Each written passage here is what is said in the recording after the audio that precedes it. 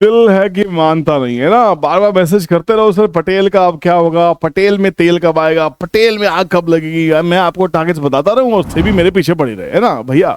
Targets के लिए नमस्ते। और यहाँ पे 2025 से 2030 तक क्या हो सकता है ना, पूरा चीरफाड़ करेंगे बैठ के, डिटेल एनालिसिस करने की कोशिश करेंगे, फिबोनाची का यूज करेंगे, उससे पूछेंगे टारगेट क्या हो सकते हैं, स्टॉक कहां तक जा सकता है 2025 से लेकर 2030 तक, क्या क्या इसके टारगेट्स हो सकते हैं एज पर दी टेक्निकल एनालिसिस, ये देखने की कोशिश करेंगे। कंपनी एक दिग्गज कंपनी है, इंजीनियरिंग की कंपनी है, ईपीसी का काम करती है, टनलिंग का काम करती है, इरिगेशन में है।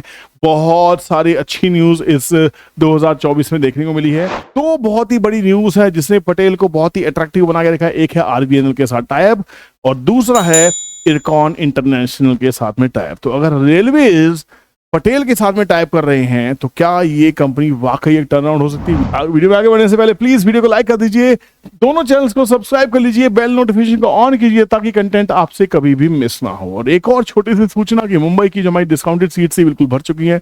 आखिरी की जो वीडियो आप देख रहे होंगे हो सकता है आखिरी 10 सीट भी फुल हो जाए जो डिस्काउंटेड नहीं है। अगर आप सीखना चाहते हैं फिर नेक्स्ट मुंबई क्लास कम से कम 3 महीने बाद होने वाली है। अभी हमने आपसे पूछना है नेक्स्ट एक हफ्ते तक, उसके बाद हम डिसाइड करेंगे कि 23 और 24 दिसंबर की जो क्लास है उस पर थोड़ा सा डाउट बना हुआ है। उसके ऊपर मुझे आपसे पूछना है कि क्या वो क्लास लखनऊ में की जा सकती है, या पुणे आए, या बेंगलोर आए, या दिल्ली। दिल्ली, बैंगलोर, पुणे और लखनऊ, इसमें से किसी एक जगह क्लास होगी 23 और 24 दिसंबर को, इस साल की लास्ट क्लास। अगर आप यहाँ पे अपनी वोट करते हैं, इस नंबर पे हमें व्हाट्सएप करते हैं, हमें पता लगेगा कि हमें क्लास कहाँ करनी चाहिए, करनी भी चाहिए नहीं करनी चाहिए, वो भी आप बता दीजिएगा ना। तो ये सब आप पे छोड़ते हैं। बात करते हैं पटेल इंजीनियरिंग की। इसके सबसे पहले फंडामेंटल्स देखने की कोशिश करते हैं कि कंपनी के फंडामेंटल्स है क्या। 4,500 करोड़ की ऑलमोस्ट कंपनी है, 4,365 करोड़ की डेट, 1455 करोड़ के आसपास है। आने वाले टाइम पे सब कम होते चले जाएंगे। वन पेड अप स्टॉक है, ज्यादा स्प्लिट हो नहीं सकता। Return on capital employed 13.9, return on equity 17.5। Stock का पी 16 का है, इंडस्ट्री का पी 23 का। मतलब ये इंडस्ट्री के पी से सस्ती मिल रही है कंपनी। पहली पॉजिटिव चीज, बुक वैल्यू है 43 रुपीज की, बुक वैल्यू के ऑलमोस्ट प्राइस पास चल रहा है, तो ज्यादा इसमें ज्यादा टेंशन मुझे नहीं दिखाई थी। PEG ratio is 1.07, quick ratio is 0.54, debt to equity is 0.40। These are all kind of attractive, ठीक है ना। 3 साल का जो पी है वो भी 18 के आसपास में है, वो भी इंडस्ट्री पी से कम का ही है। पिछले 3 साल में कंपनी 36% की रिटर्न दी है। पिछले कंपनी का 250 करोड़ के आसपास में कैश इक्विवेलेंट भी है। तो ये कंपनी कहीं ना कहीं हमें काफी अट्रैक्टिव दिखाई देती है। और अगर इसके क्वार्टर्स और प्रॉफिट की बात करते हैं तो यहाँ पे हमें देखना होगा कि कंपनी वाकई अच्छा कर रही है कि नहीं कर रही है। पिछले सितंबर 2023 से देखें तो यहाँ पे कंपनी का जो प्रॉफिट था 38 करोड़ का था, और यहाँ पे कंपनी का प्रॉफिट बढ़ के 73 करोड़ का नेट प्रॉफिट हो गया। पिछले क्वार्टर से अगर देखें तो यहाँ भी ये प्रॉफिट्स बढ़ते हुए नजर आए हैं। और जैसा भारत सरकार का उद्देश्य है, जैसा भारत सरकार का लक्ष्य है कि हमें इंफ्रास्ट्रक्चर में गेम करना है, इंफ्रास्ट्रक्चर की बाढ़ लेके आनी है, हमें मेक इन इंडिया बनाना है।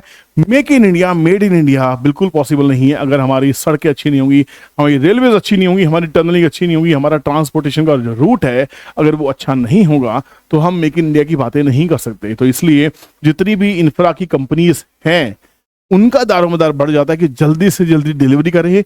इन सब के जो प्रोजेक्ट्स हैं, जो ऑर्डर बुक है वो बहुत हाई है, और ये ऑर्डर बुक जल्दी से जल्दी 2030 से पहले पहले कंप्लीट होनी है।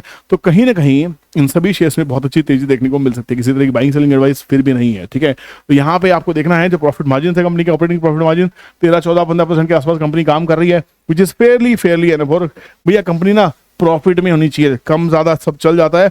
ये ना न्यूज चैनल वाले आपको डराते धमकाते रहते हैं, भैया यार थोड़ा प्रॉफिट कम हुआ। रहे प्रॉफिट भैया कंपनी 300 करोड़ के लॉस से अगर आप 300 करोड़ के प्रॉफिट में आ रही है, जान लोगे क्या बच्चे की।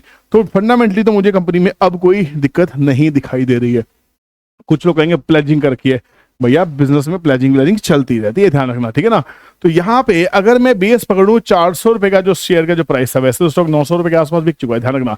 ये स्टॉक एक टाइम पे 950 का हुआ करता था, उसके बाद स्टॉक ने जो नेक्स्ट बढ़ा दिया था वो 400 रुपए के आसपास। तो काम करते हैं हम फिबोनाची लगाते हैं और यहाँ पे फिबोनाची ड्रॉ करते हैं इस वाले पड़ाव से 450 से इसका बॉटम पकड़ते हैं। ये बॉटम मैंने पकड़ लिया। अब यहां से देखने की कोशिश करते हैं कि हमारे पास में लेवल्स क्या निकल के आते हैं। जो पहला पड़ाव है 117 रुपए के आसपास का पड़ाव पहला पड़ता है। 23% की अगर रिट्रेसमेंट यहां से होती है, अगर उसके बाद में 40% की रिट्रेसमेंट तो 184, 50% की रिट्रेसमेंट तक आते आते 238 रुपीज का प्राइस होना चाहिए इसका। और next 61.8 which is golden ratio, इसका प्राइस 300 रुपीज के आसपास तक हो सकता है। और 100% जिस दिन क्रॉस हुआ, पहला पड़ाव 750 रुपए, और दूसरा पड़ाव इसका कम से कम 1200 रुपए के आसपास में हो सकता है। ये टेक्निकल एनालिसिस की ताकत है, ध्यान रखना। जो हम फ्यूचर का प्राइस प्रिडिक्ट कर सकते हैं, होगा ही नहीं होगा बात की बात है, कम से कम स्टडी तो कर सकते हैं। पॉजिटिव डाइवर्जेंस दिखाई दे रही है इस स्टॉक के अंदर, बाइंग सेलिंग लगातार हर मंथ में ऐसा हुआ है कि बायर्स बाइंग भी हुई है, सेलिंग भी हुई है। कहीं ना कहीं पब्लिक को इसमें से बाहर किया जाएगा। पब्लिक का एक बार शेयर होल्डिंग पैटर्न देख लेते हैं, पब्लिक के पास कितने इन्वेस्टर्स हैं। यहाँ पे पब्लिक के पास में 51% इक्विटी है। पब्लिक ज्यादा सवार हो गई है, ध्यान रखना, पब्लिक ज्यादा सवार हो गई है, शेयर नहीं चल रहा है, पब्लिक उतर जाएगी। पब्लिक जब उतर जाएगी तो कहीं ना कहीं इंस्टीट्यूशंस आने स्टार्ट होंगे, इंस्टीट्यूशंस फिर से आएंगे। म्यूचुअल फंड ने माल बेचा है, एफआईज ने माल बेचा है, पब्लिक ने माल ज्यादा खरीदा है, तो यही कहानी होती है। For the timing pump and dump किया जाए। बहुत सारी न्यूज में पब्लिक सवार हो जाती है। विजय केडिया ने अपने 1 करोड़ 20 लाख शेयर इसमें से बेच दिए हैं, उनका रिजल्ट आ चुका है। उनको लगा भैया 12-15 रुपए की चीज को 50-60 रुपए हो गया, बेचो, 4-5 गुना पैसा कर लिया। बड़े लोग ऐसे ही करते हैं ना, वो एक्सपीरियंस ट्रेडर हैं, हमेशा से वो कहते हैं मैं अपॉर्चुनिटी फाइंड आउट करता रहता हूं। पर क्या उनके बेच देने से ये कंपनी खराब हो गई? क्या उनके खरीदने से कंपनी चल रही थी? ऐसा नहीं होता है। कंपनी के बिजनेस मॉडल को आपको समझना चाहिए, उसके बाद ही उसमें तय करना चाहिए करना है तो क्या करना है। तो मेरे हिसाब से पड़ाव तो बहुत क्लियर है, लेवल एनालिसिस बहुत ही क्लियर दिखाई दे रहा है। और सबसे अच्छी बात, जो 200 डेज का मूविंग एवरेज जो 95 रुपीज है, और ये स्टॉक कहीं ना कहीं डेली चार्ट पे हम देख सकते हैं अपने इस पड़ाव को पूरा करता नजर आ सकता है। और कहीं ना कहीं जो एक ट्रेंड लाइन है, एक डाइवर्जेंस होनी स्टार्ट हुई है, एक पॉजिटिव डाइवर्जेंस होनी स्टार्ट हुई है, बायर्स ने आना शुरू किया है और ये सिमेट्रिक ट्रायंगल कहीं ना कहीं पूरा होते हुए ये ब्रेकआउट हुआ।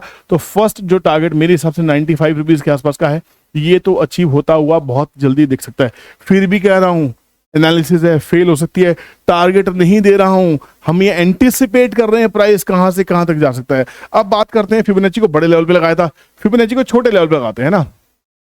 यहां 74 से गिरा था, 74 से गिर के प्राइस आया था 46 के आसपास तक। अब इसके पड़ाव को देखें तो पहला पड़ाव क्या है, 53 रुपीज का। नेक्स्ट पड़ाव 57 का, 50% रिट्रेसमेंट 60 रुपीज में पूरी होगी। और 61.8 विच इज गोल्डन रेशो, वो 63 के ऊपर कवर होने वाली, 63.69 दैट इज 64 के ऊपर में वापस रैली आती दिखाई देगी। तो यहाँ पे अगर हम पूछे भैया, इससे अगर हम पूछते हैं ट्रेडिंग कैलकुलेटर से, जो सभी स्टूडेंट्स को फ्री मिलने वाला है, कि भैया पटेल इंजीनियरिंग में क्या करना चाहिए, तो ये भी एग्जैक्टली वही कह रहा है कि अभी 51 के आसपास में स्टॉक चल रहा है और 49 के सपोर्ट के साथ में जो इसने हाल फिलहाल टच किया है, उसी के बाद स्टॉक चलना स्टार्ट हुआ है। 56 के ऊपर निकलेगा, 64, ये देखिए ये लेवल्स आपको फिबोनाची में सब साफ साफ दिखाई देते हैं। और 74 एग्जैक्ट हाई से ही गिरता हुआ स्टॉक यहाँ तक आया था, अब वापस यहीं से रैली लेके दोबारा ऊपर की तरफ जाता हुआ दिखाई दे रहा है। अब आप मुझे बताएंगे कि 2025 से 2030 तक आपके टारगेट्स क्या है। पटेल इंजीनियरिंग क्या वाकई आपके वॉच लिस्ट में है या पोर्टफोलियो में है, ये भी जरूर बताइएगा। क्या आप इसमें कोई पोजीशंस बना रहे हैं, क्योंकि छोटी मोटी पोजीशंस मेरी है इसमें, मैं तो लेके बैठा हूँ, थोड़ी सी लॉस में है ना, तो इसलिए मैं कहता हूँ मेरे लेने का मतलब ये नहीं है कि हमेशा आप प्रॉफिट में हो जाएंगे। मेरा माइंडसेट अलग है, मेरा गेम अलग है, मेरा प्लान अलग है ना। मैं स्टॉक को जब तक राइड करता हूं, जब तक मुझे वो स्टॉक बहुत ही ज्यादा खराब ना दिखाई दे, तब तक उससे एग्जिट नहीं करता। जब तक राइड करूंगा, जब तक उसमें पूरा पोटेंशियल होगा, चाहे वो कोई भी स्टॉक क्यों ना हो, है ना।